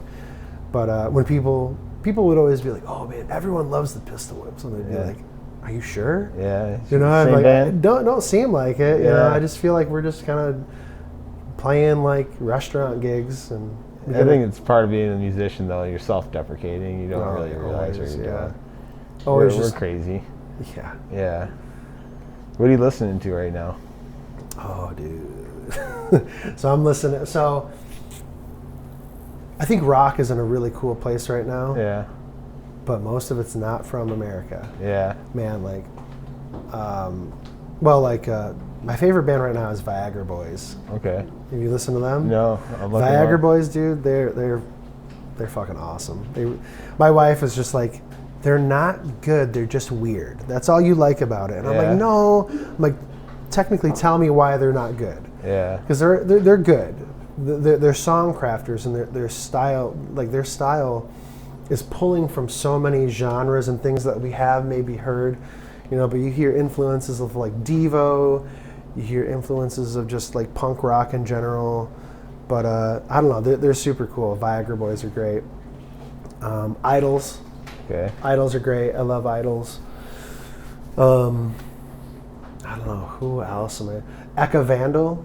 I've heard that name before. Yeah, Eka Vandal. I just discovered them kind of recently. Female front woman. Okay. It's cool the power of the internet and social media, where you can find all these different artists. I'm constantly finding on Instagram and stuff, Facebook, different new bands, and go on Spotify to find them. And Spotify is like the way you can hear about new bands, but it's almost like there's so freaking many bands now, dude. It's overwhelming. It's overwhelming, and some of the songs are very underwhelming. Yeah. To where like, this is like a great playlist to have playing in a bar. Yeah. Or like, it's like nothing stands out. It's all pretty good, but I'm not like gonna listen to this later. Yeah. Some of the bands, there'll be like one great song. But I feel like Spotify is really good for finding new artists. Those are a few of the bands, and those are all kind of, I guess those are more like punk bands, like post-punk or however you want to describe it. But so that's kind of weird. I never really thought about. I'm like listening to more like rock, punk kind of stuff right now. But I'm like not making that kind of music, I've been hard into indie R&B music the last couple of years. Ooh. Making a lot of interesting music being made in the indie R&B. Yeah, they're keeping it fresh, it's new stuff. Interesting. Like they're making interesting music, so it's been cool for me. That's cool. Yeah. Well, this has been awesome, Eric. And I'm Yeah, sure dude. you got plenty to come. It's awesome hearing about your career, man. and it's very impressive. And Thanks. I think you've proven today that you are the hardest working man in music in Northern Michigan. Wow. I think that's I think the proof's in the pudding here. We have talked about a lot today, and you still got. We spoke on the phone the other day, and I remember talking to you, and you told me, "I got some new stuff I'm working on." Yeah. And of course, I think I told you. Of course you do. Yeah. I always got something going. I mean, I got songs from probably 5 years ago I still haven't like quite finished, and I'm like, what's missing? Yeah. And someday it'll just click, and you're always on to the next thing. Yeah, you have to, man. I think you really have to. And especially with music. It's just it's like a drug, man. It's this one weird thing where I can bang on something, and you can like stop what you're doing, and like my son, and why is that? Yeah. Well, why is that? It's magic. It's Yeah. it's this weird universal magic that happens, and it's so cool, man. And I think you're a person that you can put any musical instrument in front of you, you're gonna figure out how to make music on it. Yeah. And then you're probably for gonna write a sure. song. Oh, I used to, as a dishwasher, whenever I'd get like the muffin pan, and you'd spray in each thing, and each one had a different pitch, and I'd be like, and people would be like, "Oh my God, he's making music again over there with frickin' pots and pans and dish, in the dish pit." And it's like, why not? Yeah. Like why? Like how can you not do this? That's the thing I don't get. Like I'm always I always think of something. just trying to make music with everything. Yeah. Well, I'm excited to hear whatever you're making next. It's so. like I can't stop. But yeah, I'm definitely working on some new stuff and trying to start a band, trying to get some demos together for doing some band stuff, just because that's the one thing I've never really had is like a full band, like a big loud rock band. I think would be just, before I die, I want to do that. The one man band stuff is like what pays the bills, and I got a lot of really cool things like coming up next year with the one man band stuff from all the TikTok stuff. Yeah. So I'm super excited, and now is like the season where I start putting in all those hours of editing and songwriting. So and it's like having Dave doing your engineering for you. It's going to open up creativity. When you're not relying on yourself for everything. Yep. Yeah, and I've got like 5 or 6 songs with Dave that I started like 2 years ago. Gotta do something with them. I haven't even got into those yet, and I know I'll call him up and be like, "Hey man, I'm ready to get back in," and he'll be like, "Okay." So, but yeah, man. Cool, man. I'm excited. Thanks for doing this. This is fun. Dude. Thank you, man. Thanks for having me, man. Awesome. Where can people follow you at? I'm most active on TikTok, which is kind of crazy. Yeah. That's where I post the bulk of the videos and stuff. You can find me on Facebook, Instagram, all that stuff. We'll have all links to all your stuff too, Spotify. Cool. Yes. Music. Spotify is something I've been really trying to promote because I do have some. If you look up Eric Dane Jaqua on Spotify, I've got one man band stuff and like just like full recordings where I've done everything, like drums. Yeah. And some of the more interesting, like I listened to one of them. There's like a rap song on there. I listened to that one. everybody calls it rap. It's so funny. I never even think about it as rap, but I guess it is kind of rappy, for sure. But some music I'm really proud of is on Spotify right now, so I'd love for everybody to go listen to. It'd be cool. Like I said, you're kind enough to let us use your song for the intro for this. So. Yeah, man, I'm honored. So thank you. Thank you, man. Yeah. Awesome. Yeah, check out the live album, Live at the Clock Tower. That's Tower. It's a document of my live performing. That's just kind of how I look at it. It's nothing. And it shows how talented you are because that's all special. one take. I mean, it's it's all one take. It's all live. Yeah. You hear multiple instruments: bass, guitar, lead, drums. But it's all me. It's all live. Yeah. I'll be putting out some videos because I do have like a phone recording, but it's going to have great audio to go over top of it. So those will be coming out over the next month or something. Awesome. I'll look for it. Thanks, Shane. Yeah, thanks, Eric. Appreciate it, bro. And I can feel it coming on.